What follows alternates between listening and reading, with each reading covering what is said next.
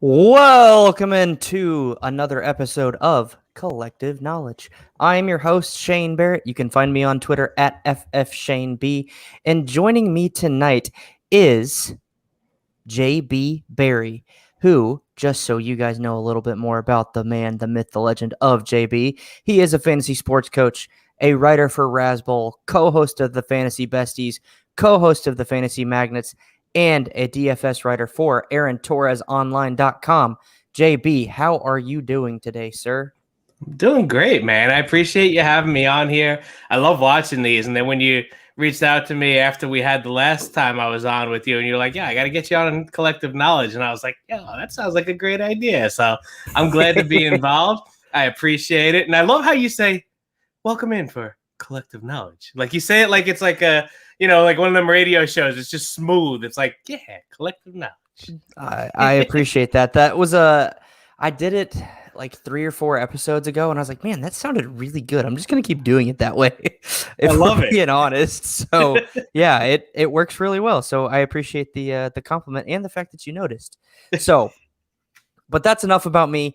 This episode is about you, and that's the whole purpose of Kollectiv Knowledge. But before we do that, we got to pay the bills, and that means it is time for Thrive Fantasy. Come prop up on Thrive Fantasy this football season. Thrive Fantasy is a daily fantasy sports and esports app for player props. You choose 10 out of the 20 available player props to build your lineup and 2 ICE, or in case of emergency picks, just in case your others end up failing. And each prop is assigned a fantasy value for both the over and the under based on how likely it is to hit. You hit the props, you get points. The most points you score, you win a share of the prize pool. And this week I won like $50. So it's pretty easy to win because I don't know what I'm doing. And like I was so close last night to hitting JB. I needed 2 more completions from Lamar, 38 yards and a touchdown from Mark Jackson, and I would have been like through the freaking moon. Wow. But I missed by clearly just a little bit and was like 5 points off of winning $5 even. So, but yeah, come prop up on Thrive and use code FFShaneB when you sign up. And I believe they will give you a 100% match up to $100 on your first deposit. They've been great. They've been giving me different promos throughout. So I'm sure we'll have some more throughout the season. But that is Thrive. So come prop up today. All right, JB, now it's time for you. So first question, this is the same question I ask everybody first. When was your first fantasy football league?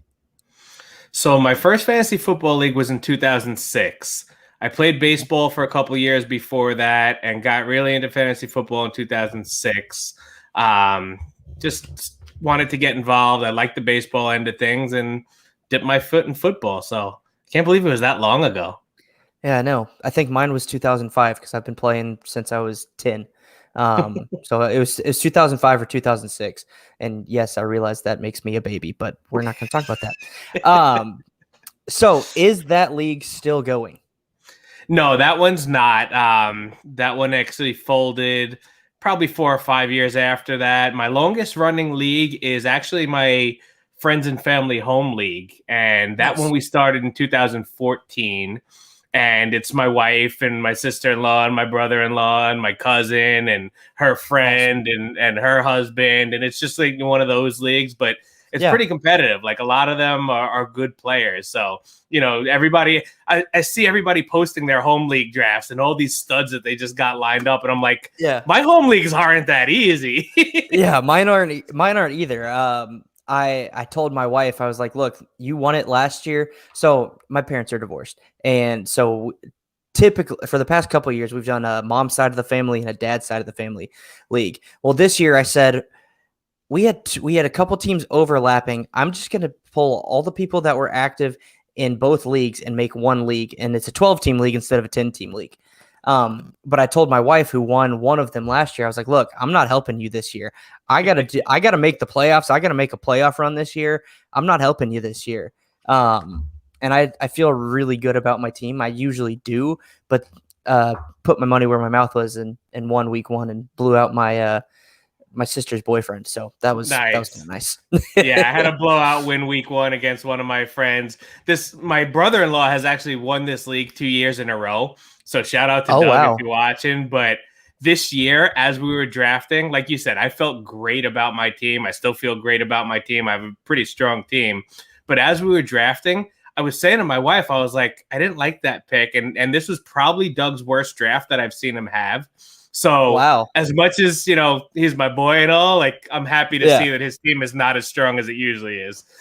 Yeah.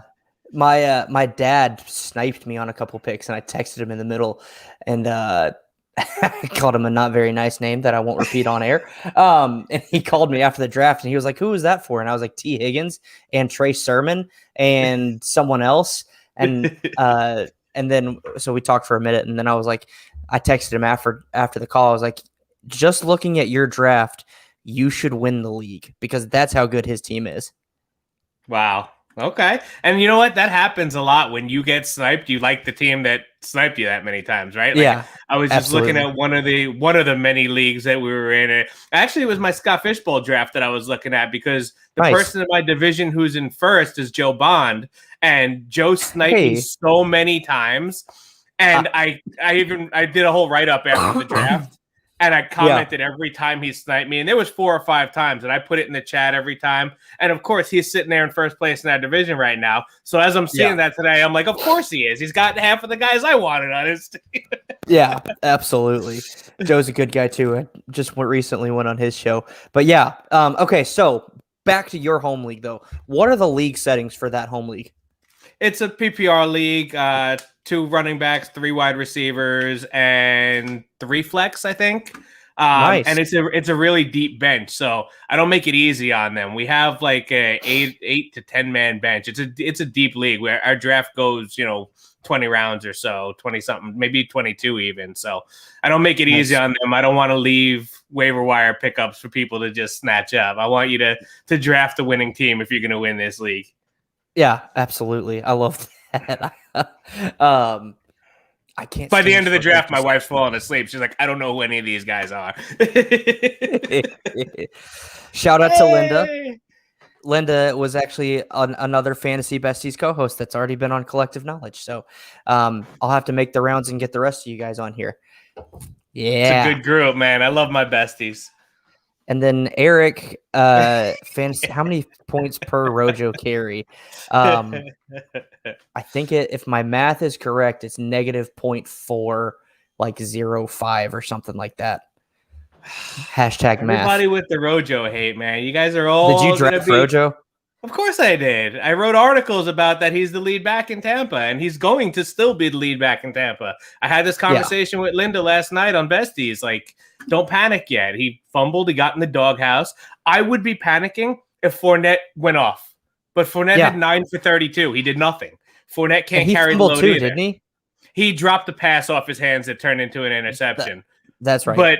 But Rojo gets in the doghouse so much easier for some reason. I think he's mentally fragile, to be honest with you. Like, I think that when he gets into a position where he fumbles the ball or he misses a block, whatever it is, he gets yelled at. He kind of gets into a spot where he's done now. He's mentally checked out. But once that guy gets going, he had 4 games over 100 yards last year. He had 978 yards over the season last year. He's the lead back. It's not Leonard Fournette. It's not playoff Lenny or Lombardi Lenny. That's not a guy who's going to lead your team all season. Lenny. So I'm still on the Rojo train. I'm not panicked yet.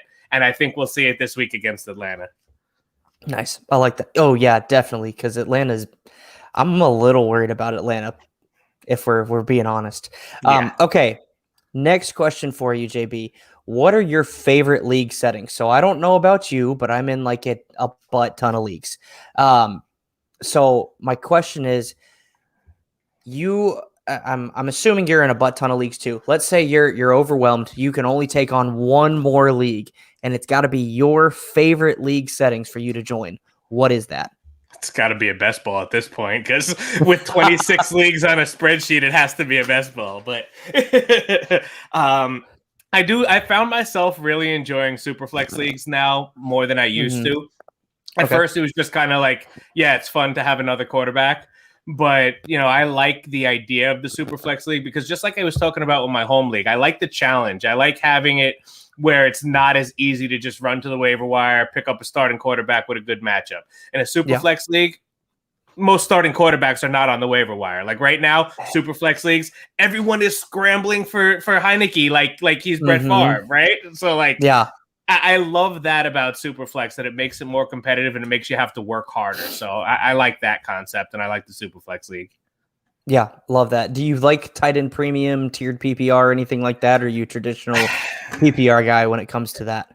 I think I prefer traditional PPR. I don't mind the tight end premium, but I don't think it accomplishes what it's set out to accomplish. A tight end premium is set out to kind of even the playing field for the tight ends, right? But it's still just separating those top tier tight ends from the 3 for 32 guys anyway. And it's just further separating them. You know what I mean? So I don't think it's accomplishing what it's meant to, because once you get past those top, two groups of tight ends, it's still whoever's going to score a touchdown is going to get you the points, regardless of how many points per reception, because that's not really changing. Yep, that's a great point. And I absolutely love that. Oh, crap. I accidentally switched windows. Yes, Nick, I did get a haircut. Was getting Looks like you got all of them cut, Nick. Yeah. Was getting a little frizzy, so Andrea gave me a buzz last night, 2 nights ago. So, all right. I even shaved for you, Shane. I made sure I had the lined up nice for you today. You look fresh, man. I enjoy it. You look good. I even got the fresh Raz Bowl 3 shirt on tonight. Attaboy. Repping the brand. I love it. That's right. Okay. So when did you start making content for fantasy football? Last year. Like most people that are now in the industry, we thought about it for years. I thought about it for a long time, talked about it with my wife, and she's like, why don't you talk, football? Because she hated listening to me talk to her about football. So it's like, go talk on a podcast or something. And I'm like, but who am I? I got, 100 followers on Twitter. So, who am I going to talk to? But then last year, obviously, with everything going on with COVID, working from home, whatnot, I got more involved, and I got into the Scott Fish Bowl. And then, of course, you get into all the group chats and you start meeting people. And Donkey Teeth from Raz Bowl was actually in the 1.02 group chat with us and was looking for more analysts to get in on Raz Bowl too. So, I reach out to him. I'm like, hey, what do you consider an analyst? Because, I can analyze football. And he goes, well, have you ever written before? And I was like, no, but I can, I like to talk. I could write, I could put it on paper. And he goes, all right, we're looking for guys for the football side of things. If you want to give it a shot, send me an article. So I did, and here I am a year later, still doing content for him and still growing my brand and writing for other places now too. Awesome. I absolutely love that. Okay, so that leads me, well, you kind of answered the next question, which is what made you start, and that was pandemic, working from home. Wife is sick of you talking to you about football. Which, shout out to my wife. She's probably also sick of me talking to her about football. Which is why I'm doing this show and other stuff. So, So with that in mind, though, what was your first piece of content? My first article was a Tyler Johnson article, because I said, hey, if I'm going to start with something that I know, and, it was easy to write about the Bucs. I know a lot about the Bucs. Nice, Nick. Thank you. As I talk about the Bucs. Yeah. So I said, let me write something about Tyler Johnson, because right then was right after the draft, and everyone was hyped because it was, Tom Brady, Tyler Johnson. There was no AB yet. So it was all the hype that he was going to be the third wide receiver and he's going to be the next Julian Edelman. So my article was actually almost like an anti Tyler Johnson. It was kind of like a pump the brakes. Like, the kid is really good. I loved watching him in college. I still think he's going to be really good, but pump the brakes because he's not going to be the slot guy. Godwin's going to see a lot of snaps out of the slot. It's going to be a different offense than exactly what Brady ran in New England. So it was kind of like a pump the brakes on Tyler Johnson article. But yeah, that was my first ever article. Dude, I really I love that, to be completely honest.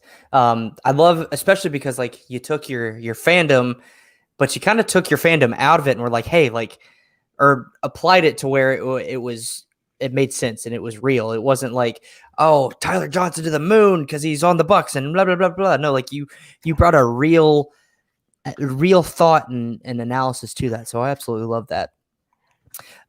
Yes, Eric, shout out to wives who are sick of hearing from us. Absolutely. They are the Johnny Appleseed of the fantasy industry. I love it. Eric will tell you last year in Pros with Joe's, my wife actually won. So she co-managed the team with me. Yeah. And you know what? I'll be honest with you. It was pretty cool that the draft was on my birthday last year. And there's me and my wife sitting there the night of my birthday drafting a team together. So that I loved. That was pretty cool. That's cool. After that, she didn't care that much about it, but it was cool. That's really cool. All righty. Okay, so what is your favorite thing about the fantasy community? The people. I mean, it's got to be the people. I mean, my besties are my best friends. I have a couple of really close friends here at home, but like when I found out my wife was pregnant, I couldn't wait to text the besties group. Like, I told my mom, I told my dad, and then I couldn't wait to tell the besties. Like, it's just, that's what this community is. It just creates these bonds with people that, it's just so much more than, who do I start this week? Or, let me retweet your article. Like, it's so much more than that. And that's definitely, I mean, that's the easy answer, but it's the answer, man. It's the people. Like, I all day long, the chat group is going. Linda, Kev, Coop, Loop. Like, we're just going all day long. And something happens to somebody, we're all checking up on each other. Somebody's birthday, we're all celebrating each other. And that's what it's all about. And all the chat groups too. I mean, all the leagues you're in, you're doing the chat groups with different people, and you're developing these relationships with people. So, I love that. It's just great people in this community. Yeah. And that's honestly been the kind of underlying theme of this question, but there's always a different twist to it. And you even gave another different twist. So I love it. And I completely agree. Like, I started a website with 4 of my best friends from Twitter. And I joined a home league with another best friend from Twitter. So like, there's so many different relationships that you never knew you were going to get into. And now you're here. Yep. Love it. All right. So tell us a little bit about yourself outside of fantasy football. What do you do what's your day job?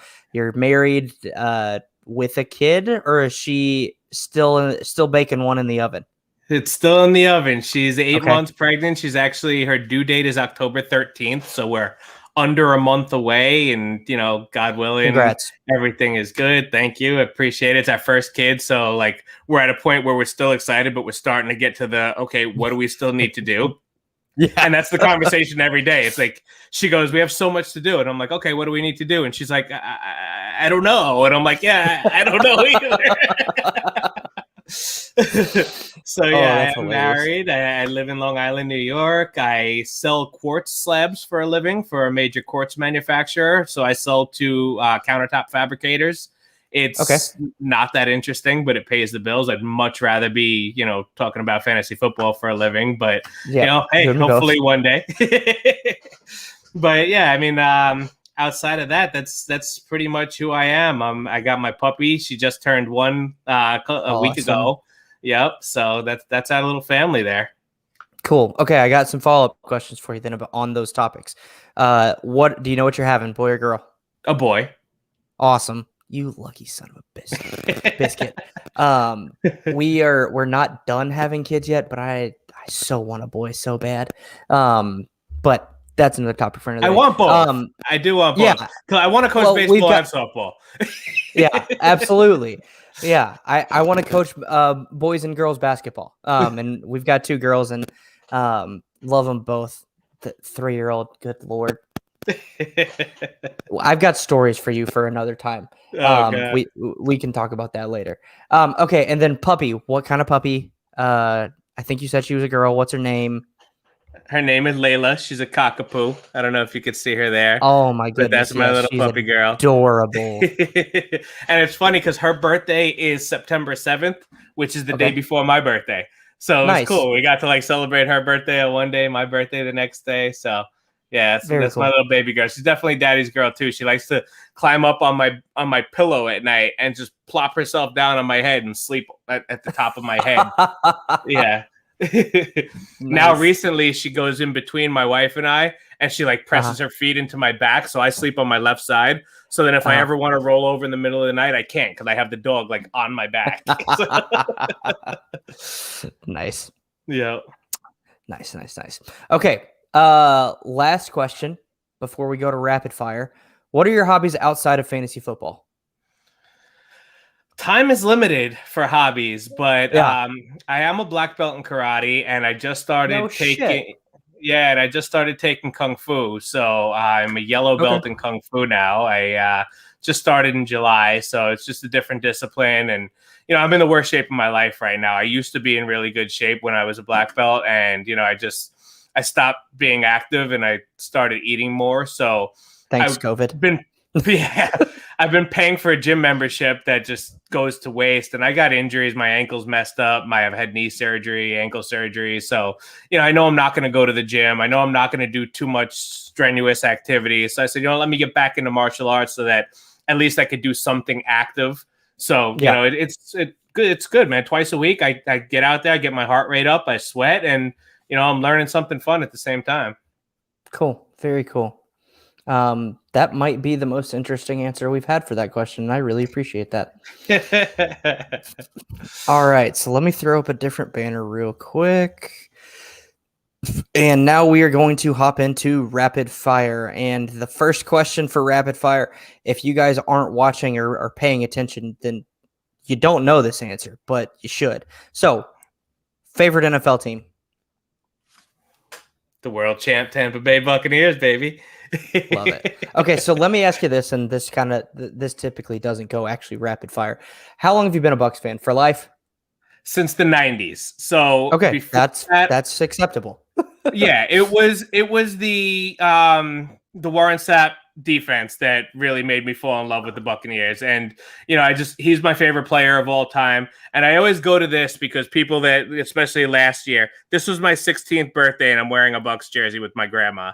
So I'm 38 now, and that goes to show people that, that was my 16th birthday. I'm wearing a Bucs jersey. No, I didn't follow Tom Brady to Tampa. No, I'm not a fan just because they're good now. So, yeah, I've had the ups and downs.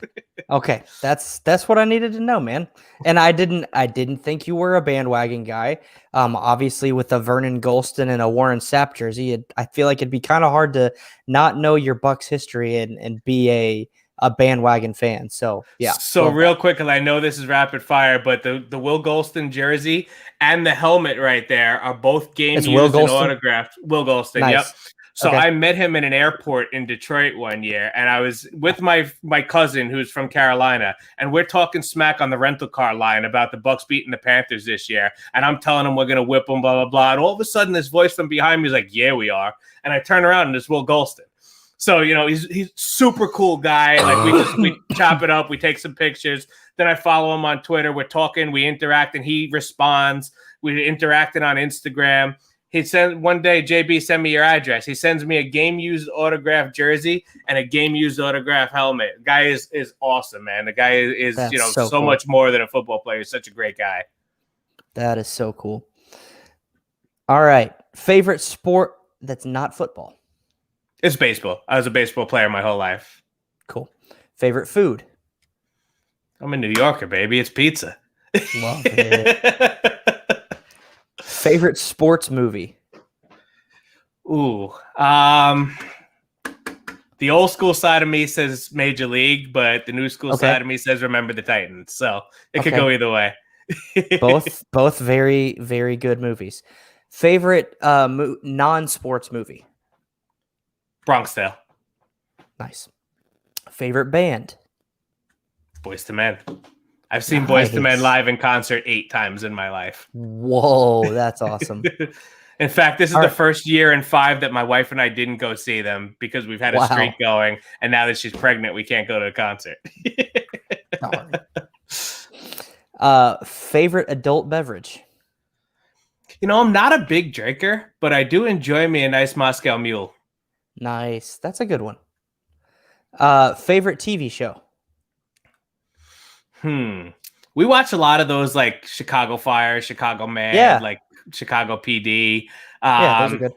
My favorite, I don't. That's a tough question. I didn't really think about that. I mean, I always go to sleep to Modern Family. Like that's the one that's like a constant. Like you could always watch, episodes that you've seen 7 times, and either Modern Family or Impractical Jokers seem to be the ones that you could put on and leave them on no matter how many times you see them, and it just fall asleep to that. Yeah, cool. Favorite defensive player, and give me all time and right now. Well, Warren Sapp's my favorite defensive player all time.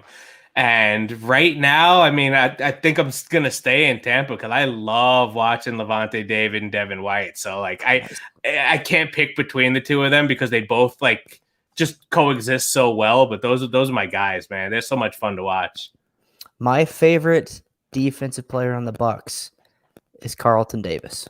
I love Carlton Davis. Dude, the Fantasy Alarm family chat that we have going, like, they give me so much grief about how much I love Carlton Davis, and they all like to talk smack that he's not that good. And I'm like, you guys clearly aren't watching the games that I am. Yeah. Love that you said that. Thank you. My pleasure. Favorite and final question, favorite offensive player all time and right now? All time, I'd say Megatron. And I would say Barry Sanders, but every clip that you see of Barry Sanders is him running wild over the Buccaneers. So I'm going to say Megatron. I love Megatron, both watching him and for a fantasy angle. I've loved having him on my teams. Right now, it's going to be that guy on the ball right there, DK Metcalf, because he reminds me of Megatron, because he's just a giant behemoth of a man that's just, he might not even be a man. He's like half cyborg. So yeah, dude, I love him there, man. He's so much fun to watch because he reminds me of Megatron. So yeah, awesome. I would say DK.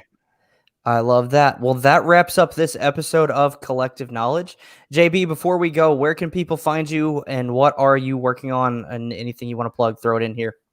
I appreciate it. You can find me on Twitter at FantasyCoachJB. Monday nights on the Fantasy Besties live pod. I do the Fantasy Magnets pod on Fantasy Impact Today that usually drops on Fridays. I just started doing some stuff with Aaron Torres online. Aaron Torres worked at Fox Sports. He's got his own thing going on Aaron Torres online. So I write a Thursday Night Football DFS article for him, and I do a DFS Flash podcast. It's a quick hitting mini pod. Yeah, it's awesome. It's 10 to 15 minutes, and I just blow through, pay up, pay down type guys for the Sunday slate. People really seem to like it last week, so I'm really excited about that. And then, of course, you can find my articles over on Razzball. I'm doing the Thursday night wrap-up this week. So I have a lot of attention on Thursday Night Football, which stinks because those are usually like the poor matchups. The stinkers. Yeah. Yeah. So I have to write a Thursday Night Football DFS article for Aaron, and then I have to do a Thursday night wrap-up for Razzball. So here I am at midnight watching, Jaguars Houston probably one week. Yeah. Yeah, I don't envy you with that. Like, I think in week 9, maybe week 13, I can't remember. It's like Jets and Colts, and I'm like, ugh. So that week, whatever the week that is, I'm sorry, JB. Hope you have a better night that night. Have a Moscow Mule and enjoy yourself. That's right. So, all right. Well, ladies and gentlemen, that wraps up this episode of Kollectiv Knowledge. I am your host, Shane Barrett. You can find me on Twitter at FFShaneB. Make sure you like and subscribe to the YouTube channel, Fantasy Football Collective. Follow us on Twitter at FF_Collective. That is KOLLECTIV. And have a great night. Cheers.